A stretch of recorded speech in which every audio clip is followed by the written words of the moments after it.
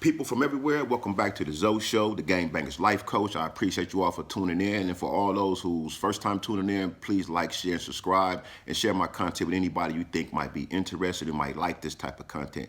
Well, today I'm going to go ahead and speak on something that we have never heard before, and people that I know, people from LA that I know, growing up with, just people I know, period, have never heard this before. And I like to shed light where things has been dark at.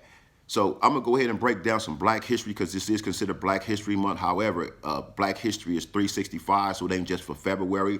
Every day is Black History Month, just like it is for every other race. Every race is history. You learn history any day of the year. It don't have to be February. It don't have to be Hispanic month. It could be any time of the year. It's your history day, period. So today I want to speak on PIO PICO. PIO PICO is an interracial cat born in Mexico. Way back, I think that was like the 1800s. PIO PICO was an interracial cat. He was African, Hispanic, and what they call the indigenous people. So you know what they say, once you interracial and you got one drop of black blood and you consider black. So this is something that just came upon me. I just stumbled upon it myself. I never knew this, but people, for everybody in LA, blacks and Hispanics, understand this. Pico Boulevard was named after this cat. This cat is a black man from Mexico. So Pico Boulevard was named after a black cat. The city Pico Rivera was named after this same cat, which is considered a black man. This is Black history that nobody never told us. But I'm bringing it to you right now first and foremost if you haven't heard so already. Now, in prison, we learn a lot of Black history because we do a lot of studying. Everybody in prison study their culture. They tend to study more than we, because we didn't do it on the street, so we learn more. Every other race is always, to my opinion, every other race has always been proud of their history and proud of their culture. That's because for us Africans out here in America, our history, our culture was stripped from us. Like I said, go back to gangsterism in the United States. When they snatched all these people up, brought them over here and said, build this shit up, we're going to steal y'all history from you. We don't want y'all to know shit about where y'all come from. We don't want y'all to know shit about what your people did. The great things that your people did, we don't want y'all to know that. We just want y'all to know the bullshit that your people do. We just want y'all to know the gangbanging shit that your people do. So understand this.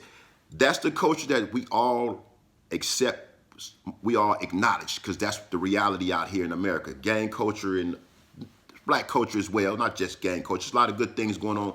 Black people has done a lot of great things in America since my time. You know, I mean, we got to respect that. I'm not saying that we have never heard no righteous Black history. It's a lot of Black history out here, but it's more than what we know. And it's important that people start doing research. The same way we doing research on these gang channels to understand this gangbang shit. Let's understand, before we was Crips and Bloods, Vice Lords and GDs and everything in between, we was black, bro. We was Africans. So for all you cats that's quick to just hate on each other, understand this. Use that energy to research your history. Know that. Understand your culture the same way other races know their culture. I respect the Hispanic community because they all know their history. Not all of them, because there's a lot of Mexicans I know don't speak Spanish, so I can't just say that. But still, they acknowledge their history. The Asians, the Tongans, the Samoans, every other race know more about their history than Black folks know about their history. However, we have been learning over the last 30 plus years, we have learned a lot about our history. They are starting to expose more about our history. They're speaking more about our history in schools. When I was in school, they didn't. We only heard about Booker T. Washington, Rosa Parks, Sojourner Truth, shit like that. Martin Luther King, Malcolm X. Not so much of Malcolm X, but more so Martin Luther King. So we was always stripped and not told about our true history. And our parents didn't know that shit, so our parents didn't teach that shit on us. So I'm sharing something for all you parents out there with kids to this day, and all you teachers who haven't done this in your school. Understand this. Let them kids know that Pico Boulevard is named after a black man. The city Pico Rivera was named after a black man. That's Black history. That's Black history that you need to look up. And check out my man's museum in Whittier if you haven't done so already. Pull up PIO PICO. Look at the picture of that brother. PIO PICO. Facts. Little history for y'all in this month of February. Like I said, Black history is 365, just like every other race's history. It ain't just for the month of February, but for some reason, this is the month they gave us, the shortest month of the year. So I'm going to go beyond that and say this is 365, as we should. So people, check it out. PIO PICO, Pico Boulevard was named after a black man. Do your research, pull it up on YouTube, pull it up on Google, and check out my man's museum in Whittier. Peace. Oh yeah, P.S.